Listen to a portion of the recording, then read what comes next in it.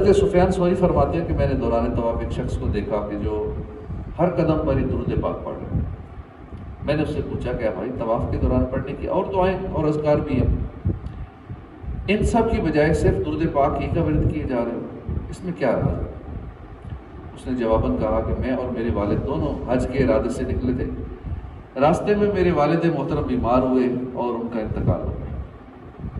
والد کی وفات کا دکھ اپنی جگہ، اس کے ساتھ ساتھ بہت پریشانی کی بات میرے لیے یہ تھی کہ میرے والد صاحب کا چہرہ بالکل سیاہ ہو گیا۔ یہ دیکھ کر میں نے ابو جان کا چہرہ ڈھانپ دیا، دکھ کی کیفیت میں بیٹھ گیا، میری آنکھ لگی، خواب میں دیکھا ایک بہت حسین و جمیل شخصیت ہے، ان کا لباس انتہائی صاف اور شفاف ہے، ان سے ایسی خوشبو مہک رہی تھی جو میں نے کبھی نہیں سونگھی تھی۔ وہ ذی وقار شخصیت میرے والد کے قریب تشریف لائے، چادر ہٹائی، اپنا مبارک ہاتھ ان کے چہرے پر پھیر دیا، بس وہ نورانی ہاتھ چہرے پر لگنے کی دیر تھی میرے والد کا چہرہ، سیاہ چہرہ نور سے جگمگانے لگا۔ ایک بے کس پر ایسی کرم نوازی فرمانے کے بعد وہ ذی وقار شخصیت جب پلٹنے لگے تو میں جلدی سے ان کے دامن کے ساتھ لپٹ گیا اور ادب سے عرض کیا، آپ نے اس ویرانے میں مجھ پر، میرے والد پر ایسی کرم نوازی فرمائی، آپ کون ہیں؟ فرمایا، میں صاحب قرآن محمد بن عبداللہ صلی اللہ علیہ وسلم۔ تیرے ابو بہت گناہ گار تھے، البتہ اس کے ساتھ ساتھ مجھ پر کثرت سے درود پاک بھی پڑھا کرتے تھے۔ جب یہ اس بیماری میں مبتلا ہوئے تو مجھ سے فریاد کی، اور بے شک جو مجھ پر کثرت سے درود پاک پڑھتا ہے میں اس کی فریاد سنتا ہوں۔ اس نوجوان نے مزید کہا، جب میری آنکھ کھلی تو میں نے دیکھا کہ میرے والد صاحب کا چہرہ سفید اور چمکدار ہو چکا تھا۔ صلو علی الحبیب صلی اللہ تعالی علی محمد صلی اللہ علیہ وسلم۔ حضرت یحییٰ بن اسماعیل فرماتے ہیں کہ میری ایک بڑی بہن تھی، وہ بیمار ہوئی اور ان کا ذہنی توازن جاتا رہا۔ کم و بیش 10 سال سے زیادہ عرصہ وہ اس آزمائش میں مبتلا رہیں۔ گھر کی چھت پر ایک کمرہ تھا، وہ اسی میں رہتی تھی۔ ایک رات یوں ہوا کہ میں اپنے کمرے میں سو رہا تھا، اچانک کسی نے دستک دی۔ میں نے پوچھا کون ہے؟ دروازہ کھٹکھٹانے والی ایک عورت تھی۔ جب اس نے اپنا نام بتایا تو میں نے چونک کر پوچھا، میری بہن؟ جواب آیا، ہاں تمہاری بہن۔ یہ سننا تھا کہ میں نے لپک کر جلدی سے دروازہ کھولا۔ آج 10 سال کے بعد میری بہن میرے کمرے میں داخل ہو رہی تھی۔ ان کا ذہنی توازن کیسے درست ہو گیا، آزمائش کیسے دور ہوئی، اس بارے میں بتاتے ہوئے میری بہن بولی کہ میں سو رہی تھی، خواب میں کسی نے مجھے کہا کہ اللہ پاک نے تمہارے دادا کی نیکی کی برکت سے تمہارے والد اسماعیل کی حفاظت فرمائی، اور تمہارے والد اسماعیل کی برکت سے تمہاری حفاظت فرمائی۔ تمہاری حفاظت فرماتا ہے تمہارے والد اسماعیل کی برکت سے۔ تمہارے دادا اور والد شیخین کریمین حضرت ابوبکر صدیق اور حضرت عمر فاروق اعظم سے محبت کرتے تھے، اس لیے حضرت صدیق اکبر اور فاروق اعظم نے اللہ کے حضور تمہاری سفارش کی۔ اب اگر تم چاہو تو میں دعا کروں، اللہ پاک تمہیں شفا عطا فرمائے گا، اگر چاہو تو صبر کرو تو تمہارے لیے جنت ہے۔ میں نے کہا، میں تو جنت ہی چاہتی ہوں، باقی اللہ کی رحمت وسیع ہے، وہ چاہے تو دنیا میں شفا اور آخرت میں جنت دونوں ہی عطا فرما دے۔ خواب میں آنے والے نے کہا کہ تمہارے دادا اور والد شیخین کریمین سے محبت کرتے تھے، اس کی برکت سے اللہ پاک نے تمہیں شفا بھی دی اور تمہارے لیے جنت کی بشارت بھی ہے۔ سبحان اللہ۔ محبت صحابہ، محبت اہل بیت، محبت صدیق و فاروق کی کیسی نرالی شان ہے۔ اللہ پاک ہمیں بھی یہ ایمانی محبت نصیب فرمائے۔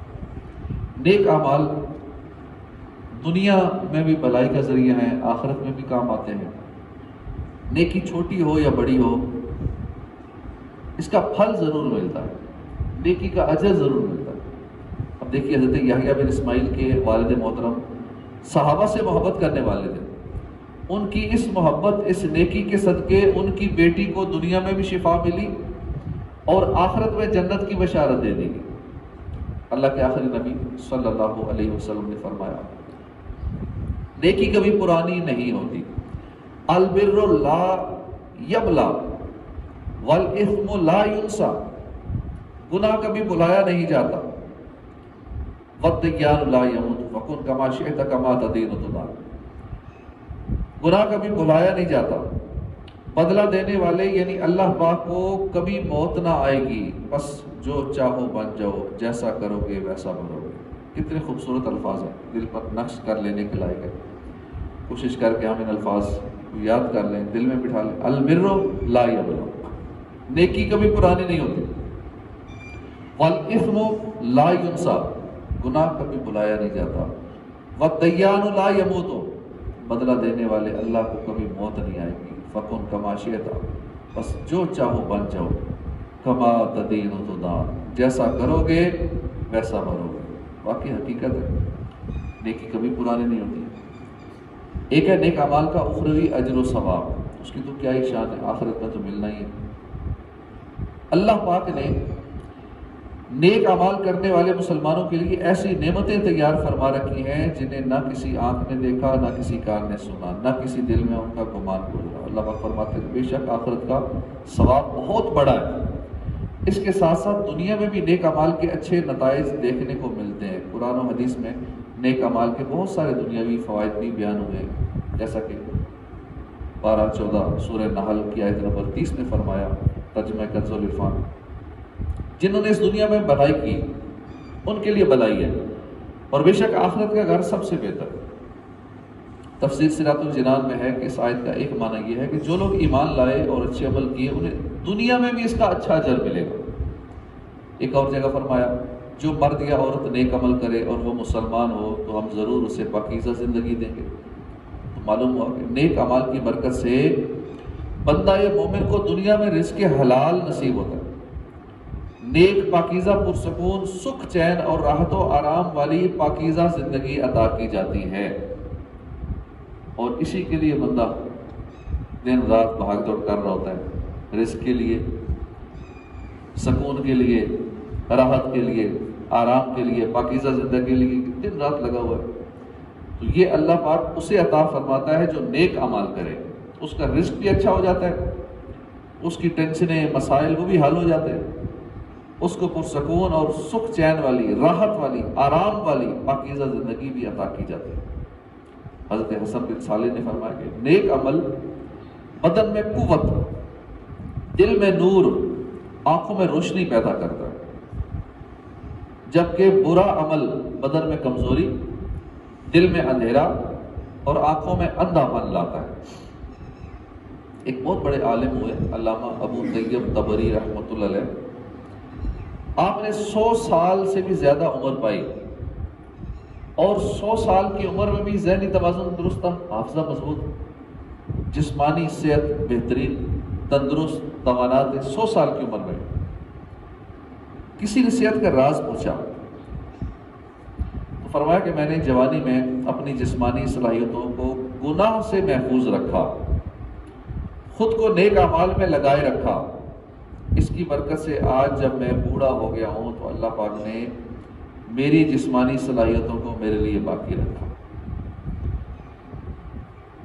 باقی ہم جتنے بھی معاملات کر لیں صحت کو بہتر رکھنے کے لیے، ان میں سب سے جو بہترین ہے وہ ہے عبادت۔ اچھے اچھے کھانے کھا لیں، خوراکیں اچھی کر لیں، ورزشیں کر لیں، سارا کچھ کر لیں، دنیاوی سارے حربے اپنا لیں، لیکن نیک اعمال کرنا، تلاوت قرآن کرنا، فرائض و واجبات کی پابندی کرنا، یہ جو جسم کو طاقت دیتا ہے 100 سال کے بوڑھے کو بھی فٹ فاٹ رکھے گا۔ نیک اعمال جتنے زیادہ کریں گے بڑھاپا اتنا اچھا گزرے گا۔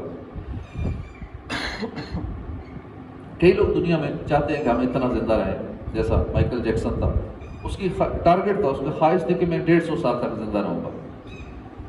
ایسے ایسے وہ صحت کا خیال رکھنے کا وجہ سے 12-13 ڈاکٹر تو ہر وقت اس کے ساتھ رہتے تھے، دنیا کے ماہر ترین ڈاکٹرز اس کے ساتھ رہتے تھے، اس کا علاج، اس کا کھانا پینا، اس کی خوراک، ہر چیز کا ایک ایک لمحے کا خیال رکھتے تھے۔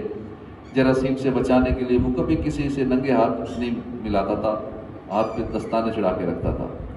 اسی طرح اور بہت ساری احتیاطیں کرتا تھا کہ کہیں کوئی جراثیم نہ لگ جائے، کوئی ایسی بیماری نہ لگ جائے، کیونکہ 150 سال زندہ رہنا ہے، اس نے ٹارگٹ بنایا ہوا تھا کہ میں نے کم سے کم 150 سال ضرور زندہ رہنا ہے۔ لیکن اتنا کچھ کرنے کے باوجود، اتنی سرجریاں کروانے کے باوجود 50 سال میں مر گیا. ساری کوشش کی کہ نہیں بچ سکا. تو جو زندگی لکھی ہے وہی نصیب ہونی ہے. اور جسمانی جو طاقت ملتی ہے جیسا کہ ہم نے سنا، وہ ملتی ہے عبادت سے. جتنی زیادہ عبادت کریں گے انشاءاللہ آخری عمر اتنی اچھی گزرے گی. جیسا کہ ان بزرگوں کے بارے میں ہم نے سنا، علامہ ابو طیب تبری رحمۃ اللہ 100 سال سے بھی زیادہ عمر تھی اور بالکل فٹ فاٹ تھی. نیک اعمال کا دنیا میں بھی فائدہ ہوتا ہے، وہ یہ کہ مشکلات میں آسانی نصیب ہوتی ہے. جیسا کہ قرآن پاک میں کہ جو اللہ سے ڈرے اللہ اس کے کام میں آسانی فرما دے گا. ایک اور مقام پر فرمایا اور جو اللہ سے ڈرے اللہ اس کے لیے نجات کی راہ نکال دے گا. یہ نیک اعمال کا اہم اور بنیادی فائدہ ہے کہ جو بندہ نیک اعمال کرتا ہے اللہ پاک مشکل وقت میں اس کے لیے آسانیاں پیدا کر دیتا ہے. اور ایسے وقت میں جب آدمی کو نجات کا کوئی راستہ نہیں ملتا اللہ پاک اس کے لیے راستے پیدا فرما دیتا ہے. اللہ پاک کے پیارے اور آخری نبی رسول ہاشمی صلی اللہ علیہ وسلم نے فرمایا، صنائع المعروف تقی مصارع السوء، یعنی نیک اعمال برائیوں سے بچا لیتے ہیں. آج سے تقریباً 150-200 سال پہلے کا واقعہ ہے. عرب کے کسی دیہات کا رہنے والا ایک شخص تھا جس کا نام ابن جدعان تھا. اس میں باہر میں ایک بار وہ اپنے اونٹوں کے باڑے میں پہنچا تو دیکھا کہ اس کے اونٹ بہت فربا صحت مند ہو گئے. ایک اونٹنی تو بہت ہی صحت مند تھی، اس کا دودھ بھی کافی اتر رہا تھا. یہ دیکھ کر اس کا سر شکر سے جھک گیا. پھر اچانک اسے پارہ 4 سورہ آل عمران کی آیت کریمہ یاد آ گئی، تم ہرگز بھلائی کو نہ پہنچو گے جب تک راہ خدا میں اپنی پیاری چیز نہ خرچ کرو. اس نے فیصلہ کر لیا کہ اس اونٹنی اور اس کے بچے کو راہ خدا میں صدقہ کروں گا.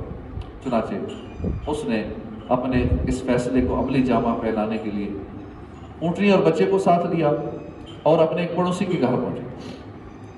یہ پڑوسی بہت غریب تھا، اس کی 7 بیٹیاں تھیں. ابن جدعان نے دروازہ کھٹکھٹایا، پڑوسی باہر نکلا. ابن جدعان نے اونٹنی کی مہر پڑوسی کے ہاتھ میں دیتے ہوئے کہا، بھائی یہ رکھ لو، یہ میری طرف سے تحفہ ہے. پڑوسی کا چہرہ خوشی سے جگمگا اٹھا. یقیناً اس نے دل ہی دل میں بہت دعائیں بھی دی ہوں گی. ابن جدعان اونٹنی صدقہ کر کے گھر واپس آ گیا. دن گزرتے گئے، بہار کا موسم ختم ہوا، خزاں آ گئی، درختوں کے پتے جھڑ گئے، گرمی نے زور پکڑنا شروع کیا، صحرا میں پانی کی قلت ہو گئی، لوگ ایک ایک گھونٹ کو ترسنے لگے. اس حالت میں ایک دن ابن جدعان نے اپنے بیٹوں کو ساتھ لیا، پانی کی تلاش میں نکل پڑا. بہت دور کہیں انہیں زیر زمین ایک غار نظر آیا. ابن جدعان نے اندازہ لگایا کہ ضرور یہاں پانی ہوگا. چنانچہ اس نے اپنے بیٹوں کو باہر ہی کھڑا کیا، خود غار کے اندر اترا. امید تو تھی کہ پانی ملے گا، مگر یہاں پانی نہیں، بالکل دلدل تھی. ابن جدعان دلدل میں پھنس گیا. بیٹے باہر کھڑے انتظار کر رہے تھے. جب کافی وقت گزر گیا تو ابن جدعان واپس نہ آئے. بیٹوں نے سمجھ لیا کہ ان کا والد اب زندہ نہیں بچا. وہ زیر زمین غار میں کہیں پھنس کر موت کے گھاٹ اتر گیا ہے. بیٹے گھر واپس آئے، والد کی جائیداد کا بٹوارا شروع ہوا. اسی دوران انہیں یاد آیا کہ ابن جدعان نے ایک اونٹنی پڑوسی کو تحفے میں دی تھی. لالچی بیٹے اونٹنی واپس لینے کے لیے پڑوسی کے گھر پہنچے. جب پڑوسی نے سارا واقعہ سنا تو اونٹنی ان کے حوالے کی اور خود اپنے موسم کی تلاش میں نکل کھڑا ہوا. جب وہ پڑوسی اسی غار میں پہنچا جہاں ابن جدعان غائب ہوا تھا تو وہ اپنے محسن کی مدد کے لیے غار کے اندر اتر گیا.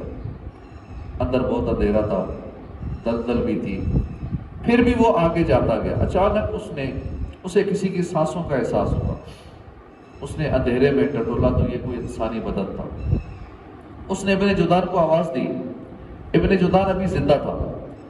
پڑوسی نے اپنے محسن کی مدد کی اور اسے غار سے نکال کر گھر لے آیا. گھر آ کر اس نے پوچھا، اے ابن جدعان، تم وہاں غار میں تقریباً 1 ہفتہ بند رہے تھے، اتنے دن بغیر کھائے پیے تم زندہ کیسے رہے؟ ابن جدعان بولا، اندھیرا بہت اندھیرا تھا، مجھے کچھ دکھائی نہیں دیا. البتہ روزانہ میرے منہ کے قریب دودھ کا ایک پیالہ آتا، میں اسے پی لیتا تھا، اسی کے سہارے زندہ رہا. مگر پچھلے 2 دن سے نہ جانے کیوں دودھ کا پیالہ آنا بند ہو گیا تھا. پڑوسی بولا، میں سمجھ گیا، تم نے مجھے اونٹنی تحفے میں دی تھی، 2 دن پہلے تمہارے بیٹے وہ اونٹنی مجھ سے واپس لے گئے، تمہاری دی ہوئی اونٹنی کا دودھ ہم غریب یہاں پیتے تھے، اس کا بدلہ تمہیں غار میں ملتا تھا۔ یہ ہے نیک اعمال کا دنیاوی فائدہ۔ ہم جو بھی نیک عمل کرتے ہیں وہ کبھی بلایا نہیں جاتا، نیکی برے وقت میں کام آ ہی جاتی ہے، اس لیے ہمیں نیک اعمال بجا لاتے ہی رہنا چاہیے۔ نیک عمل دنیا میں بھی فائدہ دیتا ہے اور آخرت میں بھی انشاءاللہ فائدہ دے گا۔ اللہ پاک ہمیں نیک اعمال کی توفیق عطا فرمائے، آمین بجاہ نبی